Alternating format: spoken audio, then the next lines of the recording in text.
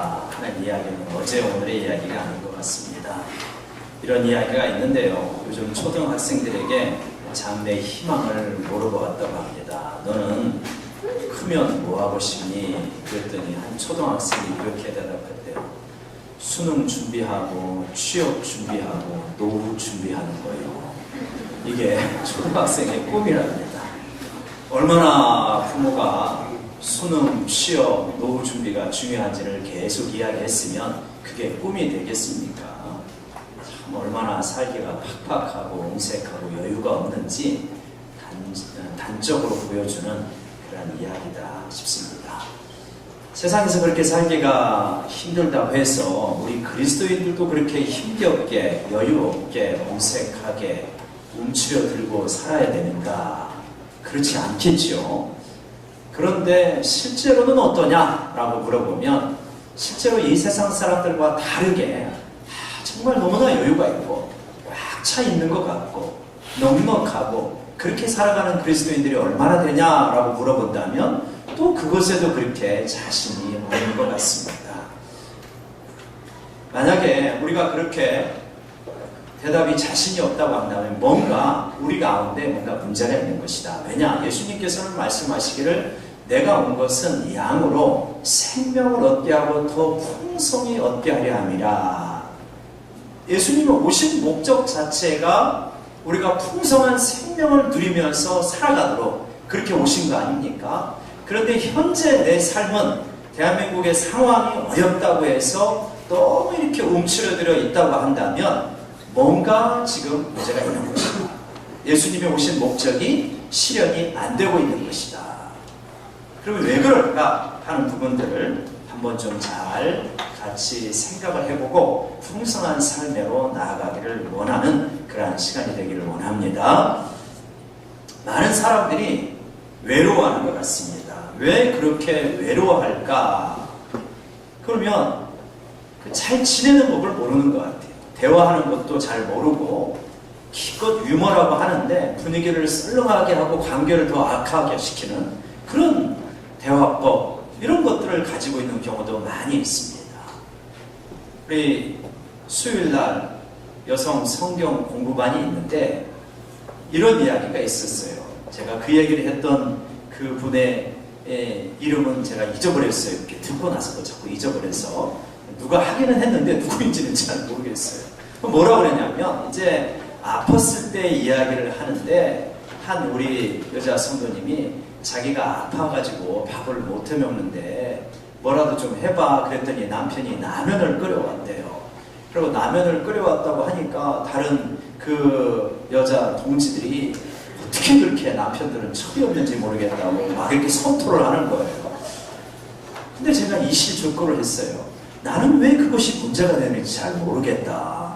그랬더니 그 눈빛들이 아유 정말 목사님도 똑같이 철이 없구나. 말은 그렇게 안 하지만 눈빛들이 똑같아요. 근데 사실 이실직고를 더하자면 아직도 왜 그 눈빛이 그러는지 잘 이해를 못하겠어요. 아니 라면이 왜 그렇게 문제가 되나? 그래서 이제 다짐을 했어요. 혹시 우리 가족이 아프면 라면을 끓여다 주지 말고 빵을 사다 줘야 되니까 이렇게 다짐을 하긴 했는데 참 이런 걸 보면 남성과 여성이 같이 지내는 걸 잘 모르는가 봐요. 여성들의 그 섬세한 감정을 터치 못하기도 하고 남성과 여성뿐이겠습니까? 동성끼리도 그렇고 그럼 잘 지내지 못하기 때문에 상당히들 외롭습니다. 나를 정말 좋아하지 않는구나. 가정에 가서도 가족들이 나를 별로 안 좋아하는 것 같을 때 삶의 의미가 없어지죠. 교회에 왔는데도 왠지 나를 좋아하지 않는 것 같은 모습을 보게 될 때 상당한 신앙의 회의가 오게 되었습니다. 회사에 갔는데 별로 같은 팀원들이 과원들이 나를 별로 안 좋아해요. 내가 이 회사를 다녀야 되나? 굉장히 갈등할 수밖에 없을 겁니다. 근데 사람들이 좋아하고 안 좋아하는 것은 보통 나하고 잘 맞을 때, 대화가 잘 통할 때, 나에게 잘 대해줄 때, 그럴 때 좋아하는 거잖아요. 근데 우리가 별로 그런 면들이 부족할 수 있는 거예요. 그렇게 상대방의 마음을 잘 헤아리지도 못하고 유머러스하게 상대방을 잘 세우면서 대화하는 것도 모르고, 자녀들하고 대화한다고 해서 대화하다 보면 싸우고 있고 야단치고 있고, 이러면서 잘 지내고 나를 좋아할 만한 이들이 주변에 별로 없기 때문에, 그렇기 때문에 외로움을 많이 느낍니다. 근데 우리들은 어떻게 생각하냐면 하나님도 그러실 것이다 라고 생각을 해요. 내가 하나님 앞에 말씀을 많이 보고 기도 많이 하고 전도 많이 하고 충성, 봉사, 헌신 다 하면 그러면 하나님이 나를 좋아하시겠지. 그런데 요즘처럼 은혜가 떨어져 있고 기도도 잘 안 되고 성경도 안 보고 뭐 뒤에서 불퉁불퉁하고 내 인생이 불만족스러우면 하나님도 참 나를 보기 못마땅하시는가 보다, 이렇게 인간적으로 생각하기가 쉽죠. 과연 그러한가? 라고 하는 것이 중요한 질문입니다. 하나님도 우리를 그렇게 바라보시는가? 여러분, 스바냐서 3장 17절에 보면 이렇게 말씀하고 계십니다. 스바냐서 3장 10절 말씀, 우리들이 잘 알고 있는 말씀인데요. 같이 한번 읽어보실까요? 시작. 너의 하나님 여호와가 너의 가운데 계시니 그는 구원을 베푸실 전능자이시다. 그가 너로 말미암아 기쁨을 이기지 못하시며 너를 잠잠히 사랑하시며 너로 말미암아 즐거이 부르며 기뻐하시리라 하니라. 네, 좀 놔두시고요. 이 스바냐서 이 한 절만 싹 뽑으면 이 자체로도 은혜가 되지만 스바냐서의 문맥을 보시면 더 은혜가 되어집니다. 스바냐서가 어떤 거냐면 이스라엘 백성과 또 남유다 백성들이 하나님 앞에 계속 불순종하니까 하나님께서 심판을 선고하시는 겁니다. 스바냐서 3장 7절에 보면 하나님이 기가 막혀서 말씀하시는데 뭐라고 그러냐면 너희들이 부지런히 죄를 지었다고 해요. 부지런해야 되잖아요. 그러니까 부지런히 의를 행해야 되는데 그게 아니고 부지런하게 죄를 짓는데요. 너무 기가 막힌 거예요. 하나님 보실 때. 아니 부지런할 데가 없어가지고 부지런하게 죄를 짓고 있냐? 이 부지런히 죄를 짓는 너희들을 내가 심판하시겠다고 말씀하시고, 그렇게 심판을 하시고 그들이 눈물 흘리고 돌아오시는 모습을 바라보면서 잘해서가 아닙니다. 부지런히 죄를 지어서 심판하시고 눈물 흘리고 있는 그들을 바라보며 하나님께서 너희는 고소하다 하고 내팽개치시는 분이 아니라 내가 너희 가운데 있으면서 너희를 구원을 베풀 것이다. 너 나한테 맞아가지고 지금 힘들지, 너 네가 잘못해가지고 외롭고 쓸쓸하지, 낙심이 되지, 그러나 내가 너를 어떻게 바라보고 있는지 아느냐? 이렇게 말씀하시는 거예요. 내가 너희 가운데 있으며 내가 너로 말미암아 즐거이 부르고 말이죠. 내가 너로 말미암아 뭘 이기지 못한다고요? 기쁨을 이기지 못한다. 굉장히 당당하고 잘한 수준이 아니라 못해가지고 얻어 터진 그 수준의 사람을 바라보면서 내가 너로 말미암아 기쁨을 이기지 못할 정도로 내가 너를 즐거워한다. 내가 너를 좋아한다. 여러분 이거를 믿으시기 바랍니다. 하나님이 어떠신다고요? 나를 좋아하신다. 좋아하신다. 감정적으로 좋아한다는 거예요. 내가 진짜 성질도 나쁘고 말도 썰렁하게 하고 대화한다고 야단치고 싸우고, 그리고 참 내가 보고 나서도 내 자신을 볼 때 참 별로 매력적이지 않은 나인데, 그래서 심지어 가족 관계 속에서조차도 외로움을 느낄 때도 있는데 그러한 나를 하나님께서 좋아하신다니. 여러분 외로우실 때 있으시죠? 여러분 하나님께서 나를 좋아하신다는 이 사실을 마음판에 새기시고 되뇌이시고 꺼내서 또 확인하시고, 그리고 하나님의 좋아하심 가운데 여러분의 마음을 활짝 여시기를 바랍니다. 사람들이 왜 그렇게 썰렁하게 그리고 후회할 만한 행동들을 많이 할까요? 왜 그렇게 거칠어질까요? 왜 이렇게 마음의 여유가 없을까요? 누군가가 나를 진짜 좋아하고 내 곁에 있는 사람들이 나를 좋아한다는 확신이 없는, 나를 좋아하는 사람들이 많이 있으면요 그렇게 인생이 강팍해지지 않습니다. 나를 좋아하지 않거든요.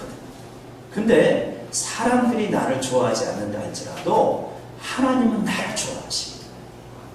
그리고 하나님이 좋아하심에 내 마음을 열고, 그러면 내 마음이 따뜻해지거든요.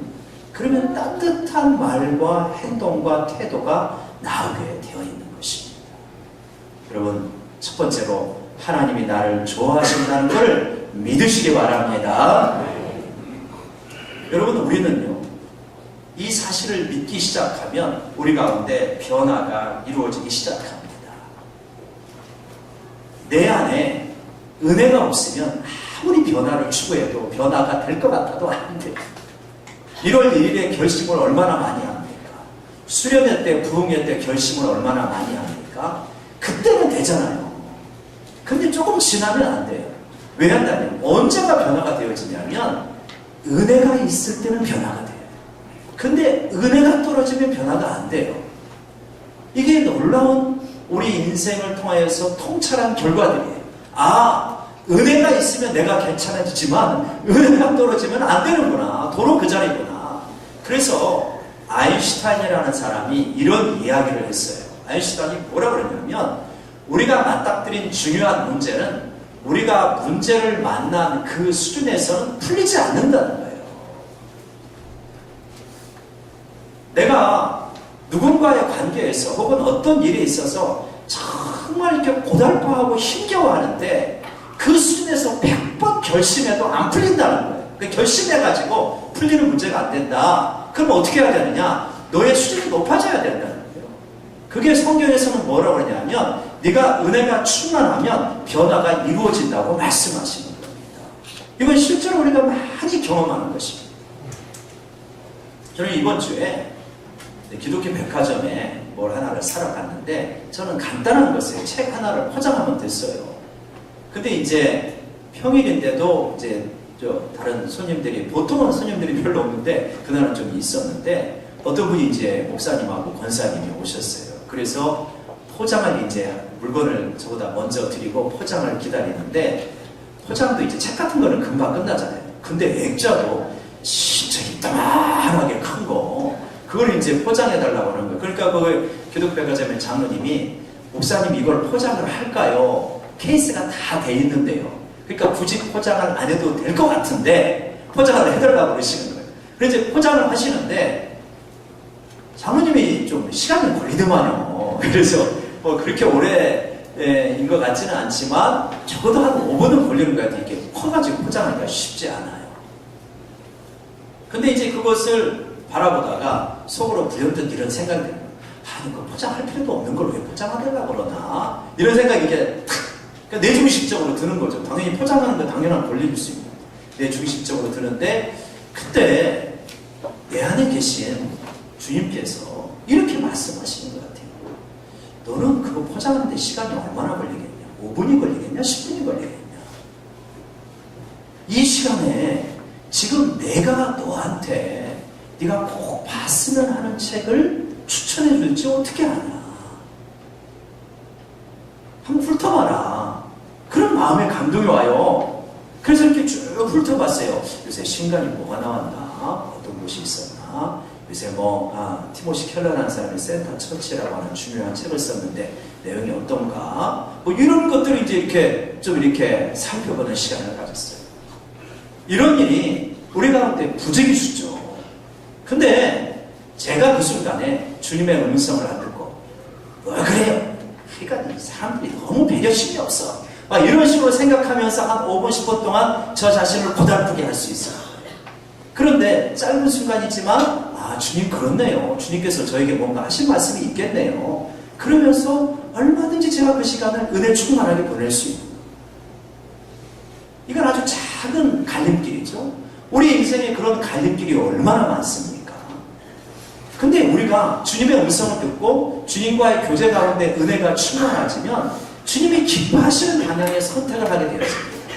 근데 은혜가 떨어지면요, 내 자연인의 모습, 대부분 안 좋은 자연인의 모습, 그대로의 노골적인 반응, 원초적인 반응, 안 예쁜 반응을 하게 되는 거예요. 그리고 그 안 예쁜 반응들이 계속 쌓이게 되면 그 사람의 인격이 안 예뻐지고요, 인생이 안 예뻐지는 것입니다. 그러니까 은혜가 있어. 그래서 우리가 진짜 놓치지 말아야 될 것은 우리가 금전 측납도 쓰고 돈 계산도 많이 하고 한 달 지나고 일주 다니든지 한 달 다니든지 돈을 어디에 썼나 어떻게 계획을 많이 세우지 않습니까? 재정에 대한 계획은 굉장히 잘 세우고 관리도 잘하는데 은혜에 대한 관리는 잘 못해요. 금방 빠져나가도 뭐 당연하지 뭐 이렇게 생각하는 거예요. 돈이 그렇게 금방 빠져나가면 굉장히 충격을 받을 텐데 은혜가 그렇게 금방 빠져나가는 것에 대해서는 별로 충격을 받지 못합니다.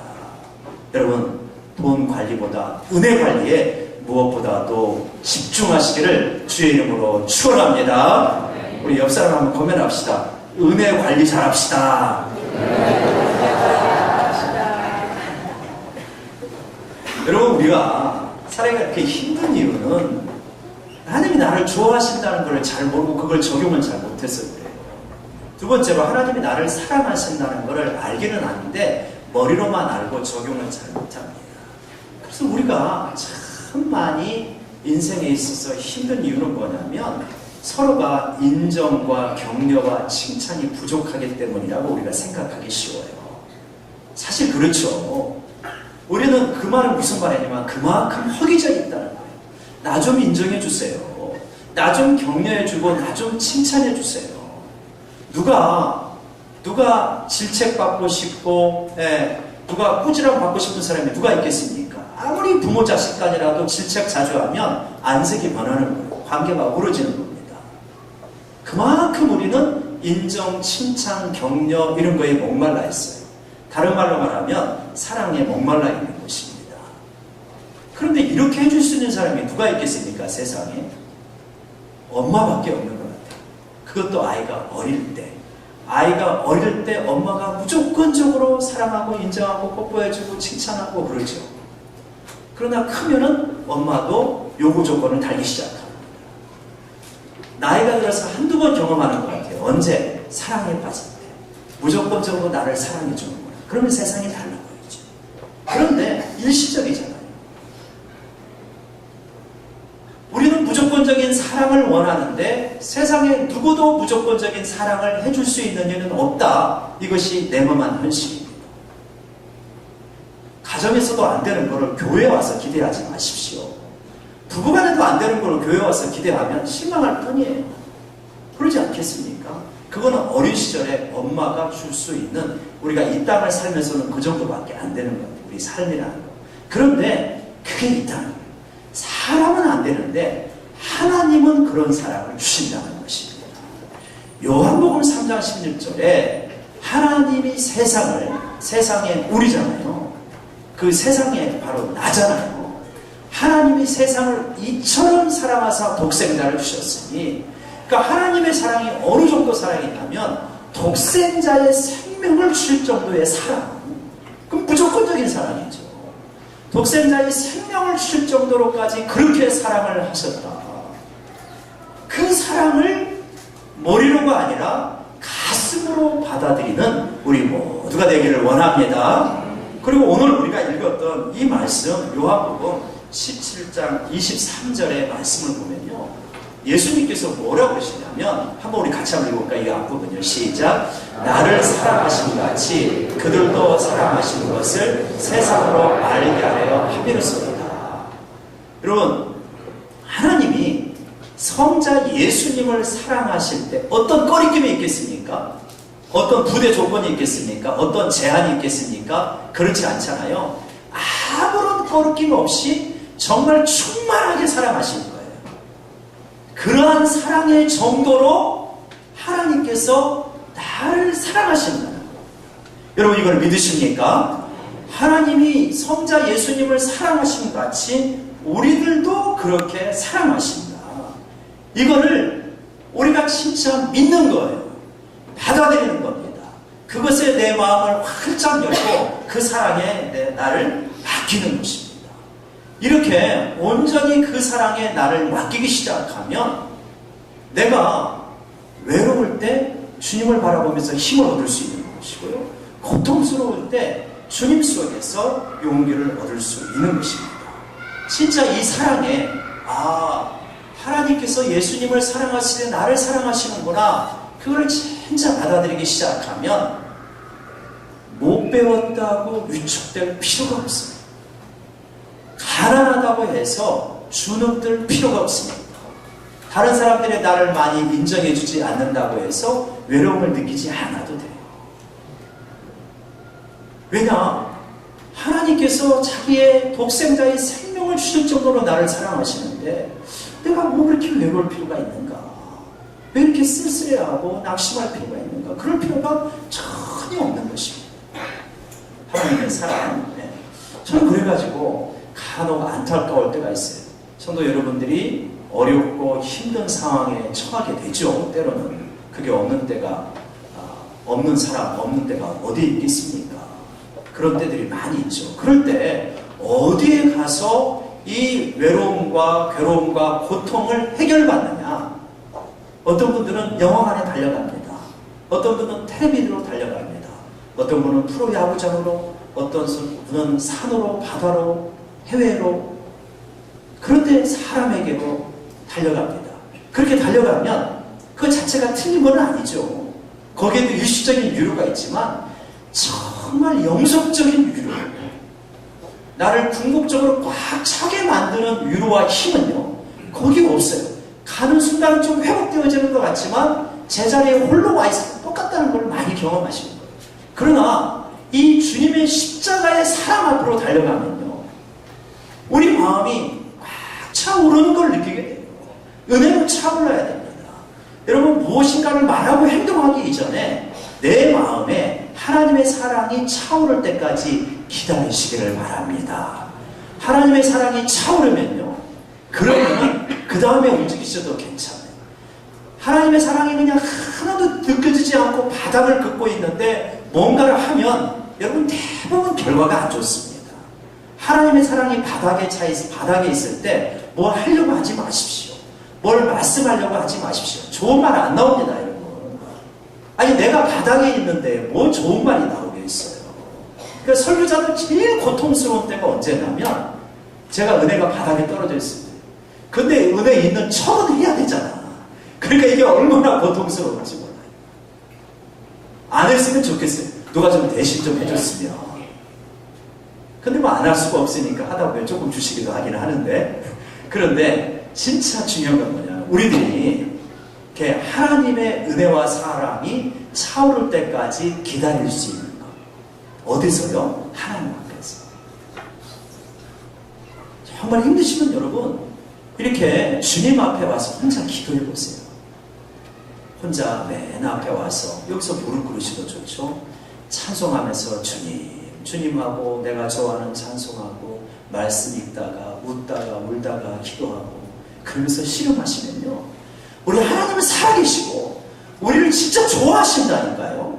그래서 우리를 위하여서 독생자 주시기까지 아낌이 없으신 분이어서 내가 은혜를 사모하는데 은혜를 안 주신다. 너는 은혜를 안 줘. 다른 사람은 다 줘도 너는 못 줘. 그러시겠습니까? 절대 그런 거예요. 하나님은 은혜를 사모하는 사람에게 은혜 주시기를 사모하는 사람보다 더 사모하시는 분이 하나님이시라는 걸 믿으시기 바랍니다. 그래서 하나님 앞에, 하나님 제가 은혜가 너무 없어요. 하나님의 사랑이 안 느껴져요. 그러면서 정말 그러면서 사모하면서 기도하시잖아요. 그럼 부어주셔요. 차오르게 되어 있습니다. 기다리라, 차오를 것이다. 여러분, 이러한 은혜를 꼭 차오르시기까지 기다리는 여러분 모두가 되시기를 바랍니다.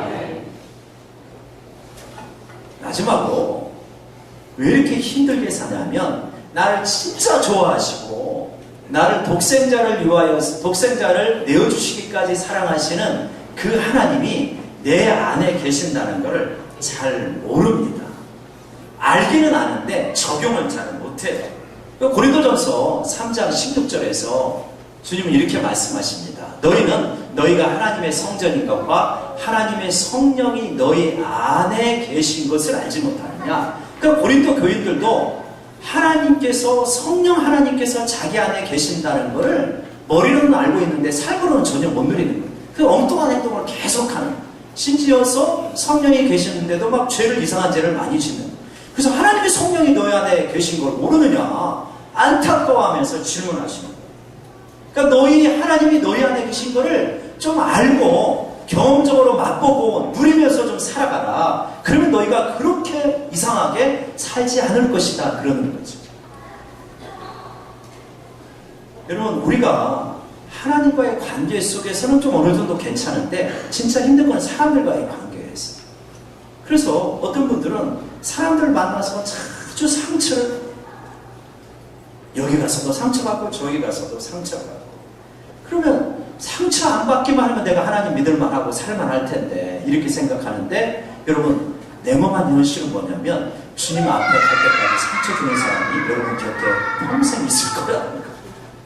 그게 그냥 이 세상에 어디를 가더라도, 이런 것이 이제 너무나 두려운 사람들은 나는 자연인이다 이렇게 살아가는 거예요. 산이나 짐승한테, 닭한테 상처받을 일은 없잖아요. 그러니까 그냥 자연인이다 이렇게 살아가는 거예요. 상처를 안 받으면 되잖아요. 상처 안 받기를 누구나 원하는데 방법을 몰라서 능력이 없어가지고 상처를 받는 거예요.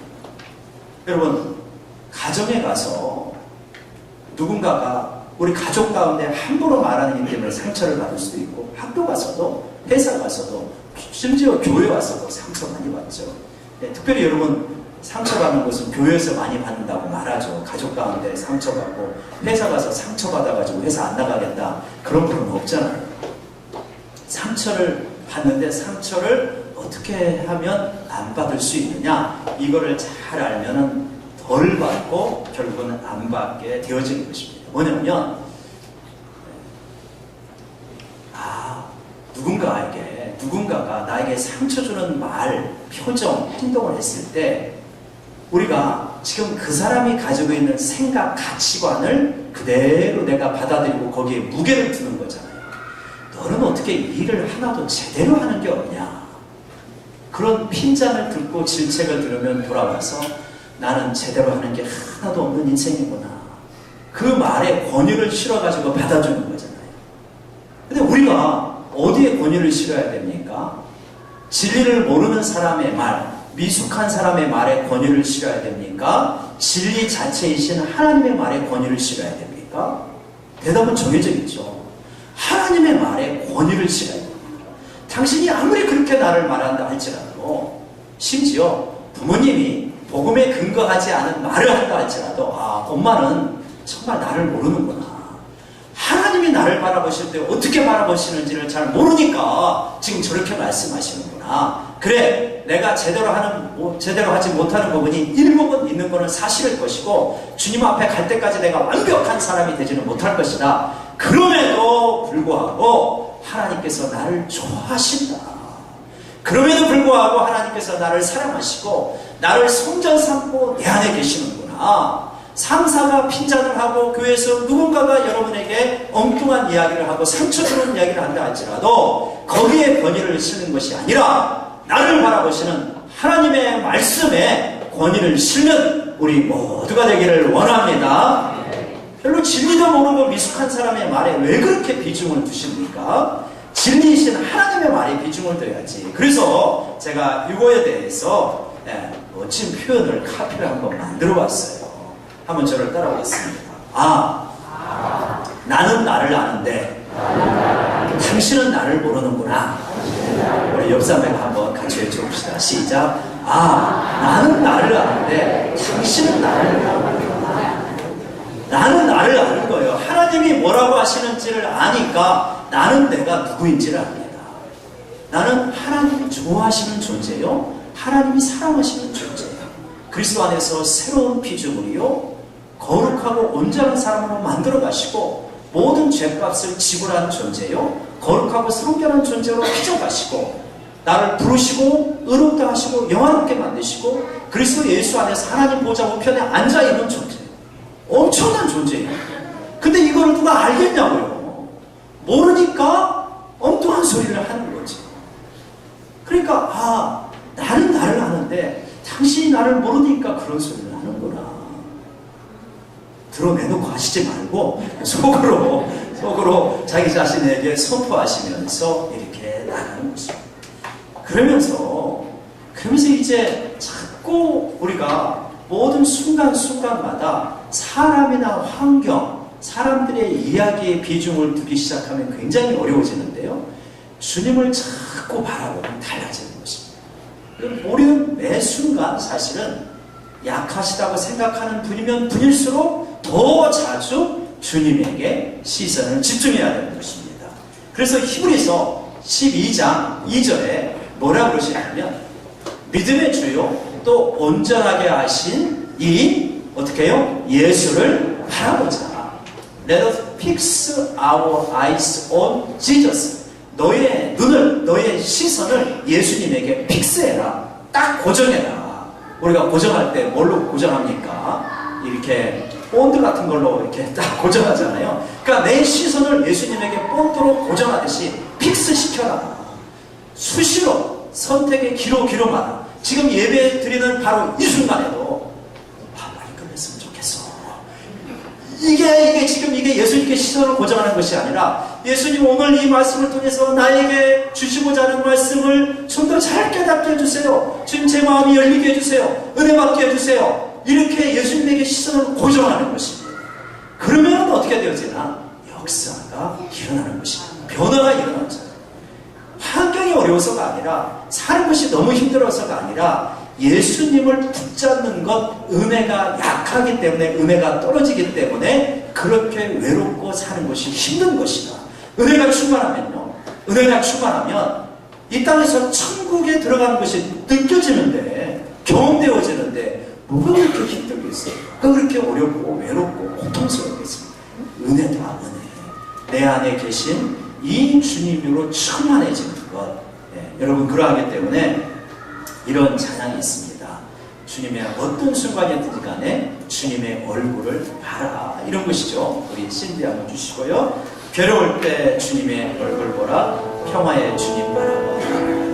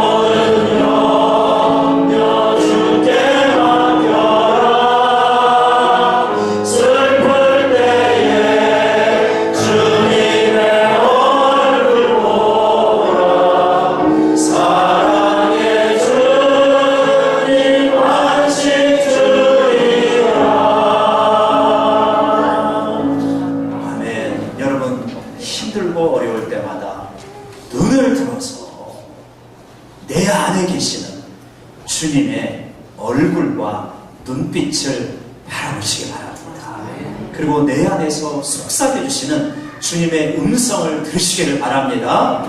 그리고 그 눈빛에서 위로를 얻고 그 음성을 따라서 살아가시면 외로우십니까? 외로움이 사라질 것입니다.